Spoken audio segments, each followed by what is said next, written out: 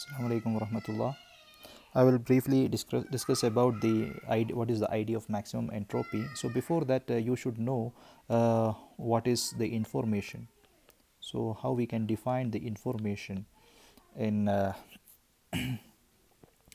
communication engineering. So basically, uh, suppose if you are saying sun rises in the east, that means there is no information. It is because its probability is 1, right? So whenever you have a high probability, the information is 0. So we can say that the information I is equal to 0. Suppose if you have another example, you toss a coin and you got the head. Okay, so there is some information. You toss a coin, you toss a coin, you toss a coin, sorry, and you got a head. Then there is some information, because for tossing a coin you have actually two outcomes and you have got one outcome, so that is very important. So you have some information is present. So what I can say is that, suppose you are saying that you toss a coin, and okay, you are saying something like you toss a dice, so toss a dice and you got a number 3. Okay, then there is some information in that. So what we can say is that whenever the probability is very high, the information is very less, or you can say that the information is related to the probability as 1 over p, that is just the reciprocal of this. So what I want to tell you is that information is 1 by p, but usually we will be using the convention. We will not be simply using p, because many of the distribution probability density function, you have seen that it is having exponential behavior. So what we will do is that we will be so this p, I have told you, this may be a probability mass function as in the case of a discrete random variable, and it may be the probability density function in the case of continuous random variable. Okay, I am just briefly explaining all these things. So what I want to tell you is that and many of the distribution you have seen that PDF are exponential in nature.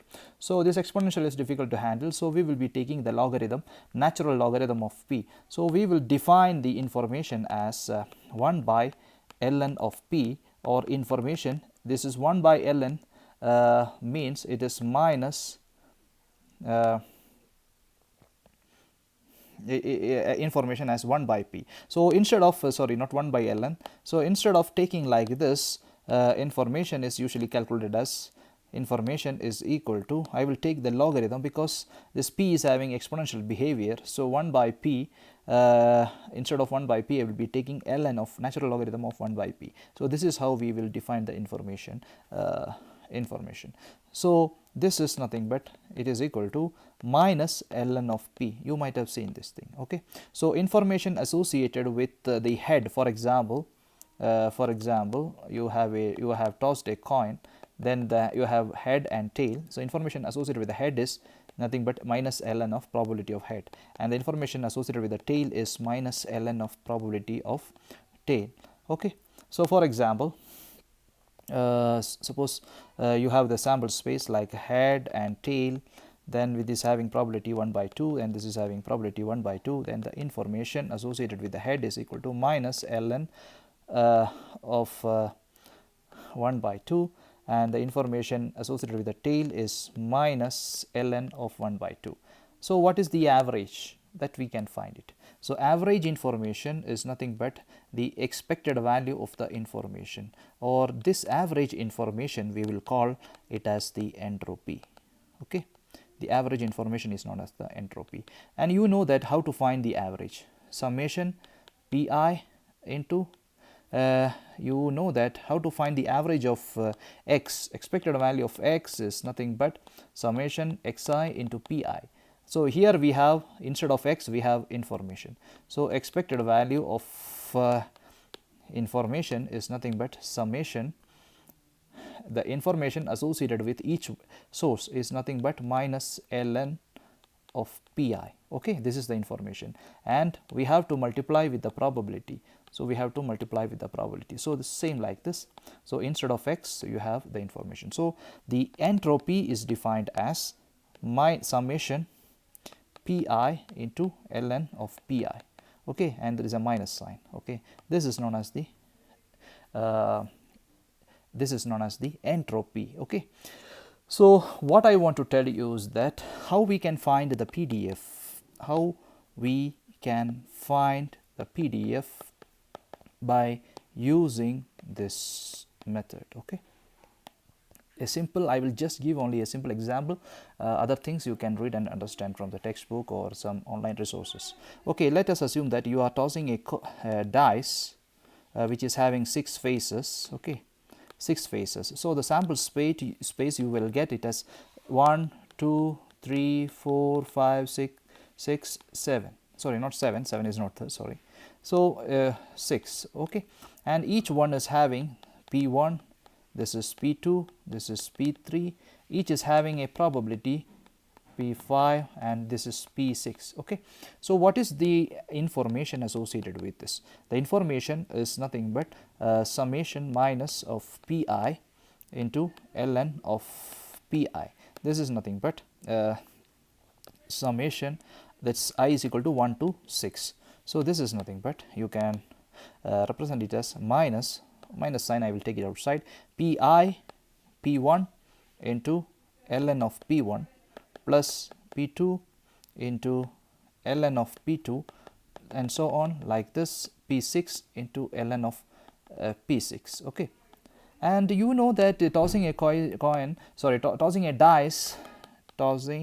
a dice is having something like the probability for each outcome as 1 by 6. But how we can obtain, if we are tossing if you are tossing an unbiased, that means equiprobable everywhere, but how we can find this probability? By using the maximum entropy method.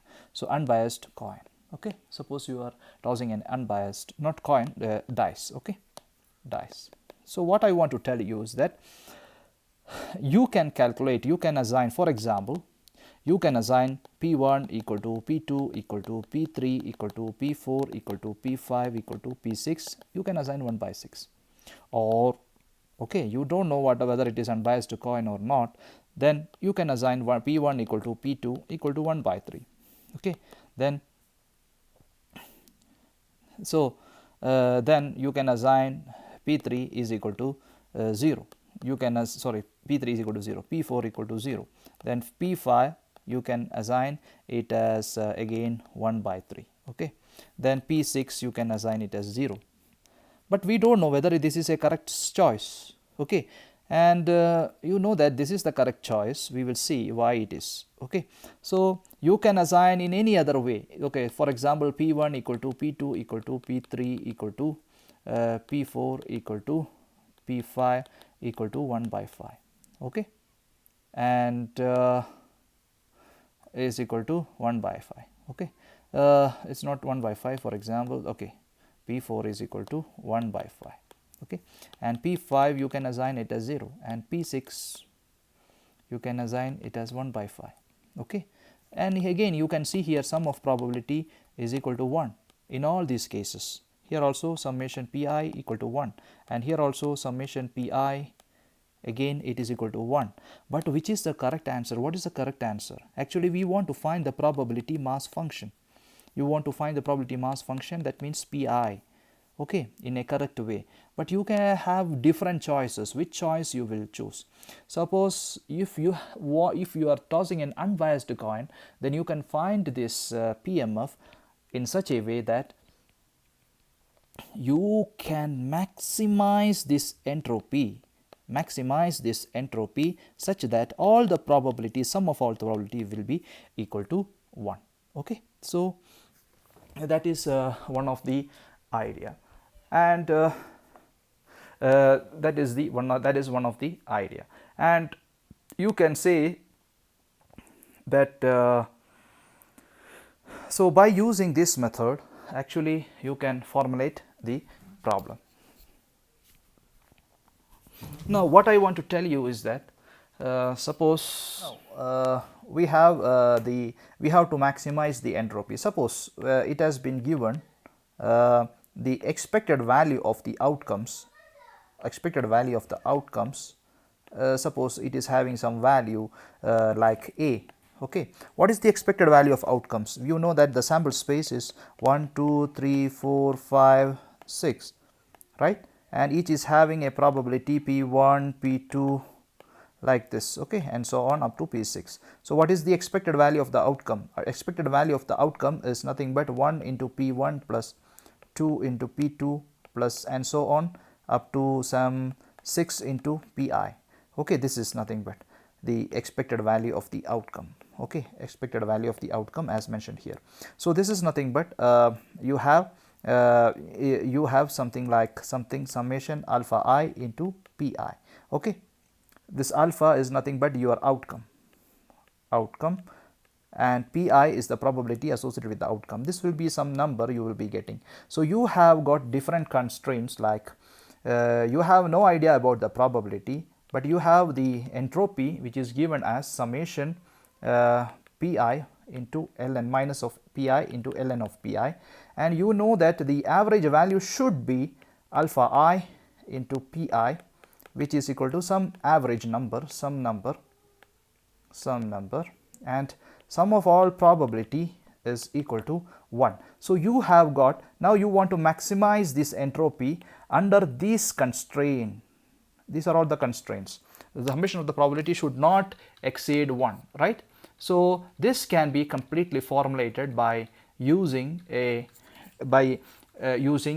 technique which is known as optimization technique. So you have to use an optimization technique to maximize this function h. So you have to formulate the Lagrangian for this. Actually there is a method for method in optimization, that is nothing but the Lagrangian method. So you have to form the Lagrangian function, which is a function of all pi's, okay, and some lambdas, okay, and lambdas are known as the Lagrangian multiplier. So you have h, then you have some constant lambda 1 into the first constraint. The first constraint you can rewrite as alpha I into pi minus a equal to 0, and the second constraint you can write it as pi minus summation pi minus 1 equal to 0. So lambda 1 into summation alpha I into pi minus a, okay, plus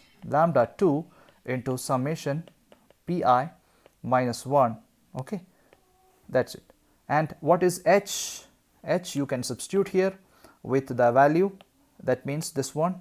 So this is your h, so it is nothing but summation pi into ln of, there is a minus sign, ln of pi. Now you got a function. This function is a function of, this function is a function of pi and lambda i's. Now there are a lot of methods to solve this, and you have to solve this equation, solve this and obtain proper values for pi's and lambda i's which satisfies the equations and constraints, okay, and constraints. So by using this you can find or you can obtain all the probabilities. That means you will get probability mass functions. Okay, so probability mass function is nothing but the density function in case of the discrete random variable. So in case of continuous random variable, you can define the entropy as, instead of summation, actually you know that in discrete random variable case you have the entropy as summation pi into ln of pi, but for the continuous random variable CRV, that means CRV, I am talking about CRV, this is for the continuous random variable and this is for the discrete random variable. The CRV is defined as, instead of summation you have integration, instead of probability mass function you have probability density function, and this is ln of fx of x. Okay, so this is how you can define. So you have to solve a complex optimization problem and you can get the density function. So solving this is a very complex method. Okay, you have to know the optimization technique. So you can also formulate in the same way as shown here for the